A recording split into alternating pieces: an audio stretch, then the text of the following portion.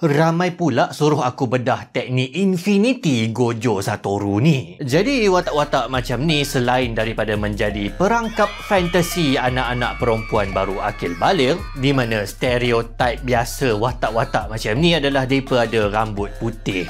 Tak tahu kenapa. Dan ciri penting diorang ni adalah muka diorang bertutup. Reka bentuk watak-watak ni tunjuk pada kita bahawa lelaki tak semestinya kena muka handsome. Elemen misteri pada muka lelaki yang bertutup ni kadang-kadang lagi berkesan nak tarik perhatian perempuan. Sebab apa benda yang misteri itu perempuan itu tukar kepada fantasi. Sekejap, video ni pasal apa? Infinity? Oh, pasal matematik. Gojo Satoru daripada siri anime terkenal Cucuku Kencing juga adalah antara watak yang dikatakan paling OP.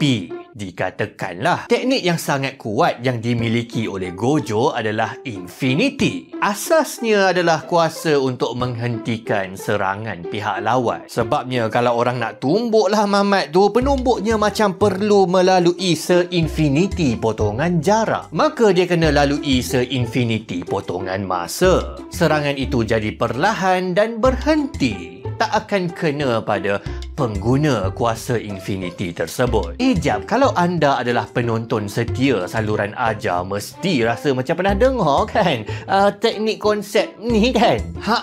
Dia adalah paradoks yang sangat terkenal yang saya dah buat konten beberapa kali, iaitu paradoks Zeno. Paradoks Zeno adalah antara paradoks yang paling terkenal dan berpengaruh sepanjang sejarah. Paradoks ni dah wujud sejak lebih daripada 2500 tahun dahulu dan masih lagi menghantui otak-otak manusia sampai sekarang. Dan sebenarnya kan, kalau korang ada hobi pelik lah, suka layan ustaz-ustaz ke AJK masjid bergaduh ke kan, di dunia maya ataupun di dunia sebenar, kalau korang korek lah betul-betul apa benda sebenarnya yang diorang gaduh ni dekat kitab-kitab lama beribu tahun lepas, korang akan jumpa Gojo, korang akan jumpa Zeno ni. Tiba. Tapi itu tak apalah, itu cerita lain. Paradoks Zeno ni ada beberapa versi dan ada beberapa cara untuk diterangkan, tapi saya nak terangkan dengan satu versi ni lah, iaitu paradoks ni kata mustahil untuk korang sampai ke mana-mana pun destinasi. Korang nak pergi mana-mana pun sepatutnya ikut akal Zeno ni, korang tak akan sampai pun. Katakan hang terjaga pukul 3 pagi, tiba-tiba rasa nak membuang air, jadi korang pun kena bergerak lah secara lurus daripada katil korang sampai ke bilik air. Untuk korang melengkapkan jarak lurus antara katil dengan bilik air korang tu, pertama sekali korang kena melengkapkan separuh perjalanan. Lepas tu korang kena lalu 1/4 lagi perjalanan. Lepas tu korang kena lalu 1/8 lagi perjalanan. Dan setiap kali korang kena lalu separuh pergerakan lagi 1/16, 1/32. Bermakna sebelum korang sampai pun kepada destinasi korang, korang kena lalu se-infinity potongan jalan. Separuh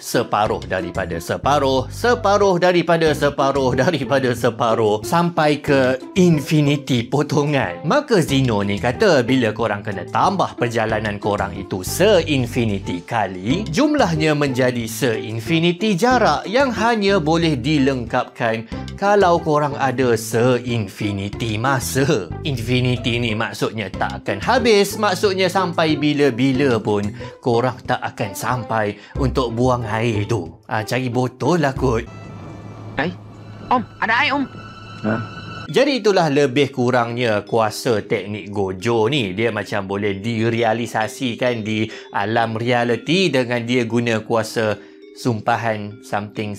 Teknik ini nampaknya sangat-sangat OP, bermakna tak ada apa-apa serangan yang boleh menyentuh mukanya. Musuhnya macam perlu bergerak selaju infinity juga untuk merobohkan tembok infinity. Atau dia mampu untuk teleportasi ke, dia mampu untuk pergi daripada point A kepada point B tanpa dia lalu apa-apa jarak di tengah-tengah. Di mana potongan jarak yang dia kena lalu tu adalah sebanyak infinity. Jadi maksudnya hampir mustahil dan sangat-sangat susah lah kot nak tumpaskan Gojo Satoru ni. Sebenarnya tak susah mana pun. Oh, it's gonna be super easy, barely an inconvenience. Korang boleh tumpaskan infinity Gojo Satoru ni cuma dengan korang belajar matematik tambahan, calculus. Atau kalau korang tak sempat belajar matematik tambahan, rugi weh. Korang cari je lah member korang yang power at math buat jadi stand.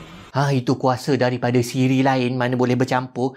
Mana aku tahu, aku tak tengok sangat kartun-kartun Cina ni. Ramai yang tak sedar, tapi bila anda belajar matematik tambahan kalkulus ini, anda sebenarnya sedang mengeksploitasi dan memanipulasi infinity. Mula-mula korang lalu separuh laluan, lepas tu 1/4, lepas tu 1/8 sampailah ke infinity pecahan kan. Untuk kita tahu berapa jumlah jarak yang dilalui, kita kena tambahkan semua pecahan-pecahan ni. Menurut Zeno, bila kita tambahlah pecahan-pecahan ni sebanyak se-infinity kali, maka jumlah dia pun adalah infinity lah kan. Itu yang mustahil sampai ke destinasi tu. Tapi betul ke? Tak. Kita akan tunjukkan bahawa Zeno salah.